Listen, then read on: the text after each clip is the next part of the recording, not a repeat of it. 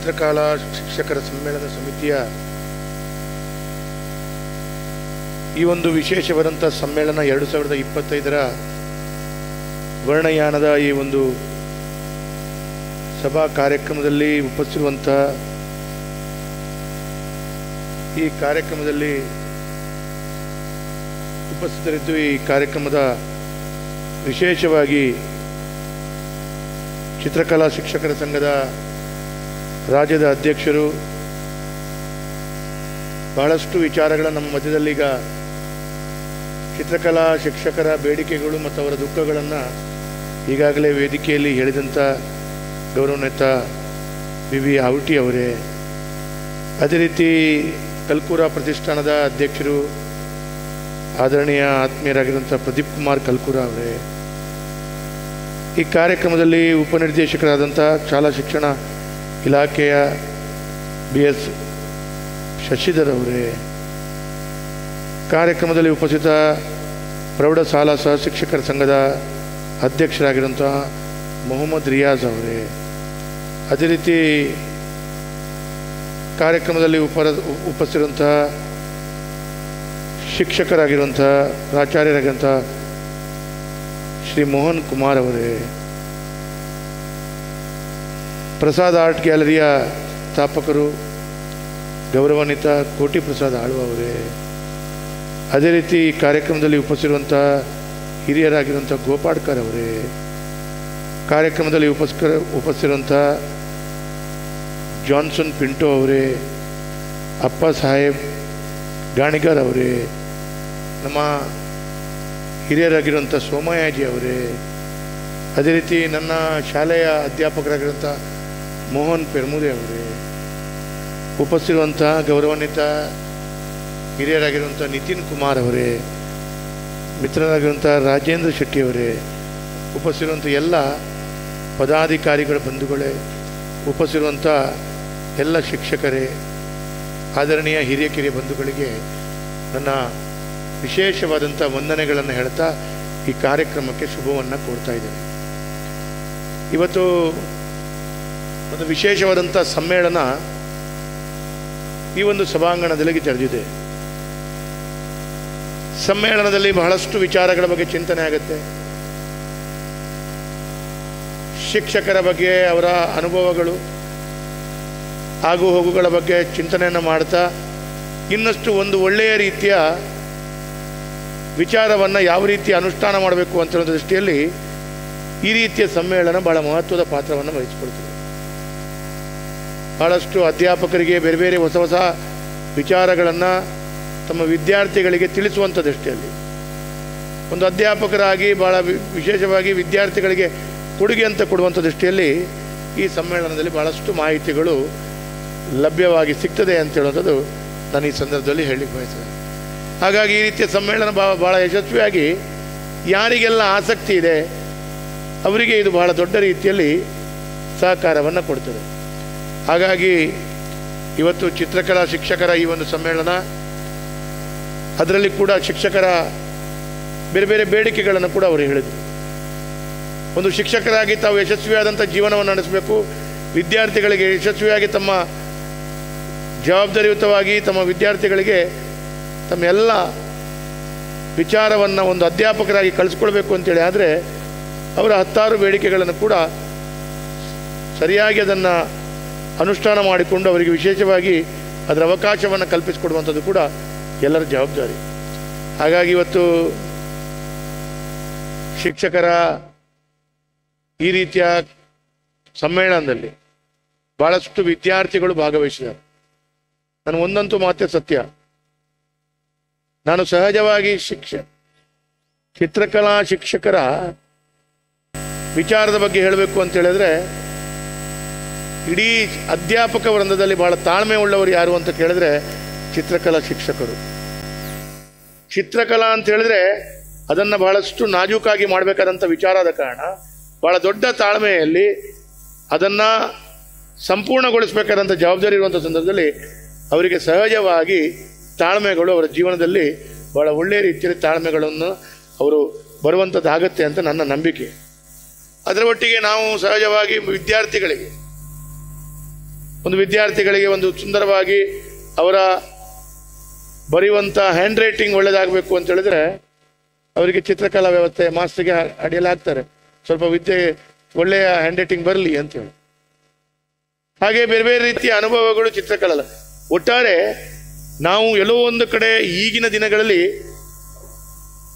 ಇವತ್ತಿನ ದಿನಗಳಲ್ಲಿ ನಾವು ಫೋಟೋಗಳನ್ನು ನೋಡ್ತೇವೆ, ಆದರೆ ನಾವು ಊಹನೆ ಮಾಡಲಿಕ್ಕೂ ಅಸಾಧ್ಯ. ಒಂದು ಕಾಲಘಟ್ಟದಲ್ಲಿ ಫೋಟೋ ಇರಲಿಲ್ಲ. ಅವಾಗ ಇತಿಹಾಸವನ್ನು ತಿಳ್ಕೊಳ್ಬೇಕಾದಂಥ ಅವಶ್ಯಕತೆ ಬಿದ್ದಾಗ, ವಿಚಾರಗಳನ್ನು ತಿಳ್ಕೊಳ್ಬೇಕು ಅಂತ ಹೇಳಿದ ಅವಶ್ಯಕತೆ ಬಿದ್ದಾಗ ನಮಗೆ ಉಪಯುಕ್ತ ಆದದ್ದು ಯಾವುದು ಅಂತ ಕೇಳಿದ್ರೆ ಚಿತ್ರಕಲೆ ಮಾತ್ರ. ಆ ಚಿತ್ರಕಲೆ ಕಾರಣ ಇವತ್ತು ಭಾರತವಾಗಿ ಉಳಿಲಿಕ್ಕೆ ಅವಕಾಶಗಳಾಯಿತು. ನೀವೆಲ್ಲೋ ಒಂದು ಕಡೆ ಇತಿಹಾಸವನ್ನು ನಾವು ಮರಿಲಿಕ್ಕಾಗಲ್ಲ. ಇತಿಹಾಸಗಳನ್ನು ತಿಳ್ಕೊಳ್ಬೇಕು ಅಂತೇಳಿ ಆದರೆ ಅವತ್ತಿನ ಎಲ್ಲ ವಿಚಾರಗಳನ್ನು ಕಂಡಾಗ ಅವತ್ತಿನ ಶಿಕ್ಷಕರು ಅಥವಾ ಅವತ್ತಿನ ಚಿತ್ರಕಲಾ ಶಿಕ್ಷಕರ ಕೊಡುಗೆಗಳು ನಮ್ಗೆ ಗೊತ್ತಾಗುತ್ತೆ. ಅವರು ಪಟ್ಟಂಥ ಕಷ್ಟ ಇವತ್ತು ಅದನ್ನು ಕಂಡಾಗ ಎಲ್ಲೋ ಒಂದು ಕಡೆ ನಾವು ಭಾರತವಾಗಿ ಪ್ರಪಂಚಕ್ಕೆ ತೋರಿಸ್ಕೊಳ್ಳುವಂಥ ದೃಷ್ಟಿಯಲ್ಲಿ ಬಹಳ ಅಭೂತಪೂರ್ವವಾದಂಥ ಸಾಧನೆಗಳನ್ನು ಕಾಣ್ತೇವೆ. ಹಾಗಾಗಿ ಇಂಥ ಚಿತ್ರಕಲಾ ಅಧ್ಯಾಪಕರ ಶಿಕ್ಷಕರ ಸಮಿತಿಯ ಇವತ್ತು ಸಮ್ಮೇಳನ ಆಗ್ತಾ ಇದೆ. ಹಾಗಾಗಿ ಸಮ್ಮೇಳನ ಯಶಸ್ವಿ ಆಗಬೇಕು. ಈ ಸಮ್ಮೇಳನಕ್ಕೆ ಬಂದಂಥ ಎಲ್ಲ ಬಂಧುಗಳಿಗೆ, ಶಿಕ್ಷಕರಿಗೆ, ವಿದ್ಯಾರ್ಥಿಗಳಿಗೆ ಅವರವರ ಮನಸ್ಸಿರುವಂಥ ಇಚ್ಛೆಗಳು ಪೂರ್ಣ ಆಗಬೇಕು. ಅದಕ್ಕೆ ಪೂರ್ಣ ಪ್ರಮಾಣದಲ್ಲಿ ತಮ್ಮೆಲ್ಲರ ವಿಚಾರಗಳನ್ನು, ತಮ್ಮ ಅನುಭವಗಳನ್ನು ನಾವು ಹಂಚಿಕೊಂಡು ಇವತ್ತು ಈ ಸಮ್ಮೇಳನ ಆಗ್ತಾ ಇದೆ. ನನಗೆ ಕೂಡ ವಿಶೇಷವಾಗಿ ಇದರಲ್ಲಿ ಭಾಗವಹಿಸ್ಕೊಳ್ಳಿಕ್ಕೆ ಅವಕಾಶ ಕೊಟ್ಟಿದ್ದೀರಿ.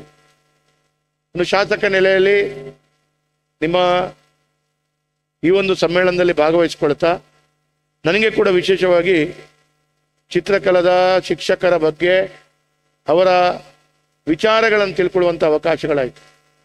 ನಾನು ಶಾಸಕರು ಈ ಸಂದರ್ಭದಲ್ಲಿ ಭಾಗವಹಿಸುವ ಸಂದರ್ಭದಲ್ಲಿ ತಮ್ಮ ಸಂಘದ ಬೇಡಿಕೆಗಳನ್ನು ಅವರು ಓದಿ ಹೇಳಿದರು. ಹಾಗಾಗಿ ಸಹಜವಾಗಿ ನೀವು ಹೇಳಿದಂತೆ ಸರಿ ಇದೆ. ಸಹಜವಾಗಿ ಜನರ ಮಾನಸಿಕತೆ ಹೇಗಿದೆ ಅಂತ ಕೇಳಿದರೆ, ಗಣಿತ ಅಧ್ಯಾಪಕ ಇಲ್ಲ, ವಿಜ್ಞಾನ ಅಧ್ಯಾಪಕ ಇಲ್ಲ, ಕನ್ನಡ ಅಧ್ಯಾಪಕ ಇಲ್ಲ, ಅದು ಬೇಕು ಅಂತ ಹೇಳುವಂಥ ಮಾತನಾಡುವಂಥ ಸಮಾಜ ಇದೆ. ದೊಡ್ಡದರ ಸಂಖ್ಯೆಯಲ್ಲಿದೆ. ಚಿತ್ರಕಲಾ ಮಾತ್ರ ಇಲ್ಲ ಅಂತ ಹೇಳುವಂಥದ್ದು ಹೇಳುವಂಥ ಸಂಖ್ಯೆ ಬಹಳ ಕಡಿಮೆ.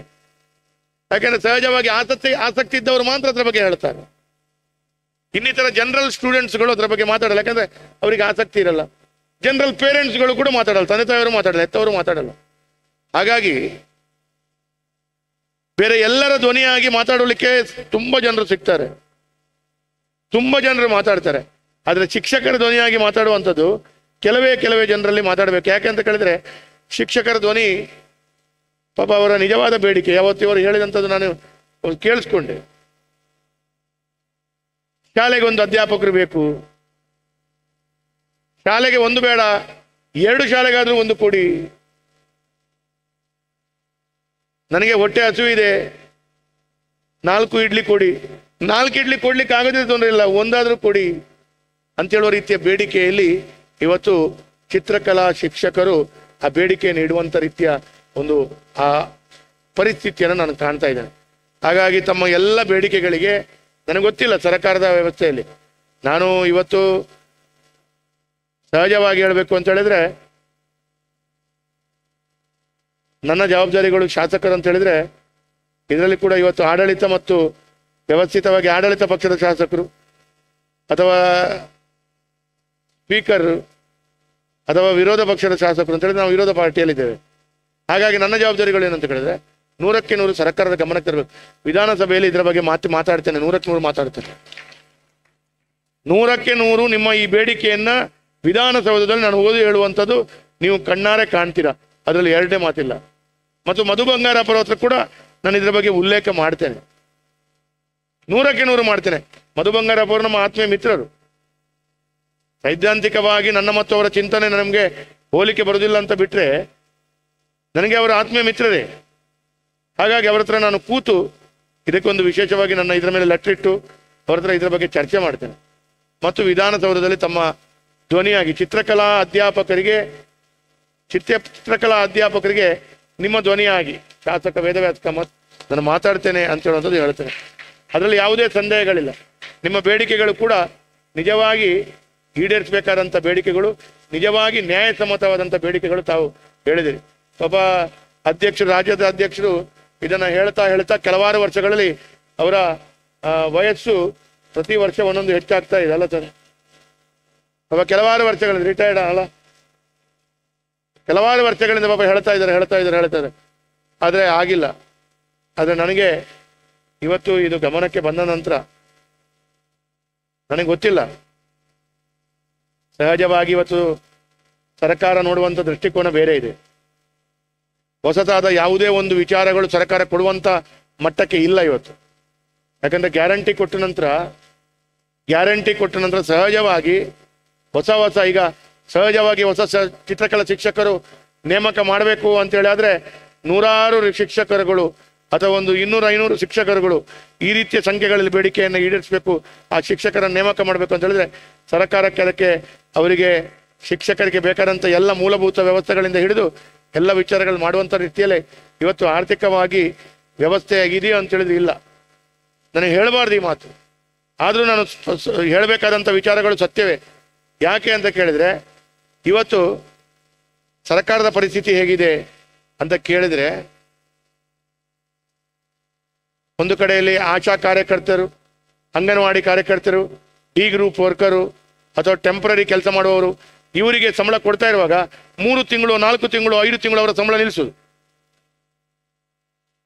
ಅವರ ಸಂಬಳ ನಿಲ್ಲಿಸು 3, 4 ತಿಂಗಳು 5 ತಿಂಗಳು ಸಂಬಳ ನಿಲ್ಲಿಸಿದ ಕೂಡಲೇ ನಿರಂತರವಾಗಿ ಗ್ಯಾರಂಟಿ ಕೊಡೋದು. ಗ್ಯಾರಂಟಿ ಕೊಟ್ಟು ಬಸ್ ಗ್ಯಾರಂಟಿ 5 ತಿಂಗಳು ನಿಲ್ಲಿಸೋದು, ಇವರಿಗೆಲ್ಲ ಸಂಬಳ ಕೊಡೋದು. ಹೀಗೆ ಆಚೆ ಈಚೆ ಮಾಡುವಂಥ ಪರಿಸ್ಥಿತಿಯಲ್ಲಿ ಇದೆ. ಆದರೂ ನಿಮ್ಮ ಬೇಡಿಕೆಗಳು ಈಡೇರಿಸಬೇಕು ಅಂತ ಹೇಳಿದ್ರೆ ಇವತ್ತಲ್ಲದೆ ಇನ್ಯಾವಾಗ ವಯಸ್ಸುಗಳು ಹೋಗ್ತಾ ಇದೆ.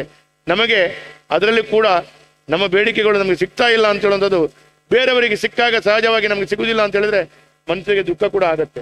ಹಾಗಾಗಿ 100ಕ್ಕೆ 100 ನಿಮ್ಮ ಬೇಡಿಕೆಗಳನ್ನು ಈಡೇರಿಸುವ ದೃಷ್ಟಿಯಲ್ಲಿ ಸರ್ಕಾರದ ಗಮನವನ್ನು ಪ್ರಾಮಾಣಿಕವಾಗಿ ತರ್ತಾ ಇವತ್ತು ಪ್ರೌಢಶಾಲೆಗಳಲ್ಲಿ ಸಮಾನ ವೇತನದ ಬಗ್ಗೆ, ಅದರಲ್ಲಿ ಕೂಡ ಚಿತ್ರಕಲಾ ಶಿಕ್ಷಕರ ಹೆಸರು ಕೂಡ ನಮೂದಿಸಿದ್ದು, ಸೇವಾ ಜ್ಯೇಷ್ಠದ ಆಧಾರದ ಮೇಲೆ ಹಾಜರಾತಿ ಪುಸ್ತಕದಲ್ಲಿ ಚಿತ್ರಕಲಾ ಶಿಕ್ಷಕರ ಹೆಸರನ್ನು ಕೂಡ ಬರೆಯುವುದು ಅಂತ ಹೇಳೋದಿದೆ. ಇದೆಲ್ಲ ಟೆಕ್ನಿಕಲಿ ಇದಕ್ಕೇನು ಸರ್ಕಾರದಲ್ಲಿ ಖರ್ಚು ವೆಚ್ಚಗಳಿಲ್ಲ,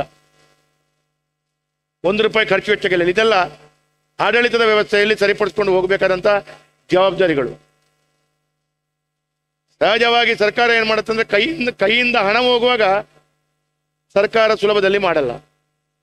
ನಾನು ಆ ಸರ್ಕಾರ ಈ ಸರ್ಕಾರ ಅಂತ ಹೇಳಲ್ಲ, ಎಲ್ಲ ವ್ಯವಸ್ಥೆಗಳು ಹಾಗೆ ಸರ್ಕಾರಗಳು.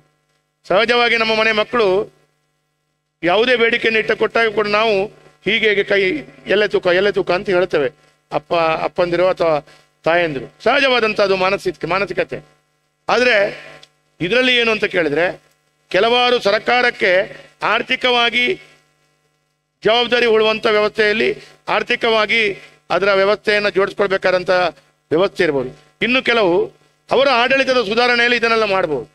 ಅದನ್ನು ನಾನು ವಿಂಗಡಣೆ ಬೈಫರ್ಕೆಟ್ ಮಾಡಿ ಮಂತ್ರಿಗಳಿಗೆ ಮತ್ತು ನಿಮ್ಮ ಸೆಕ್ರೆಟರಿಗಳಿಗೆ ಇದನ್ನು ಮನವರಿಕೆ ಮಾಡಿಕೊಂಡು ಆ 1 ರೂಪಾಯಿ ವೆಚ್ಚ ಇಲ್ಲದೆ ಬರುವಂಥ ವ್ಯವಸ್ಥೆಗಳನ್ನು ಬಹಳ ಸುಲಭದಲ್ಲಿ ನೀವೊಂದು ಆದೇಶ ಮಾಡ್ಕೊಂಡು ಮಾಡಿ ಅಂತ ಹೇಳುವಂಥದ್ದನ್ನು ನಾನು ಬೇಡಿಕೆಯನ್ನು ಇಡ್ತೇನೆ. ಅದೇ ರೀತಿ ಸರ್ಕಾರದ ಶಿಕ್ಷಕರ ನೇಮಕಾತಿ ಮತ್ತು ಇನ್ನಿತರ ವ್ಯವಸ್ಥೆಗಳಲ್ಲಿ ವಿಧಾನಸೌಧದಲ್ಲಿ ಕೂಡ ಅದರ ಅವರ ಗಮನವನ್ನು ತರ್ತೇನೆ.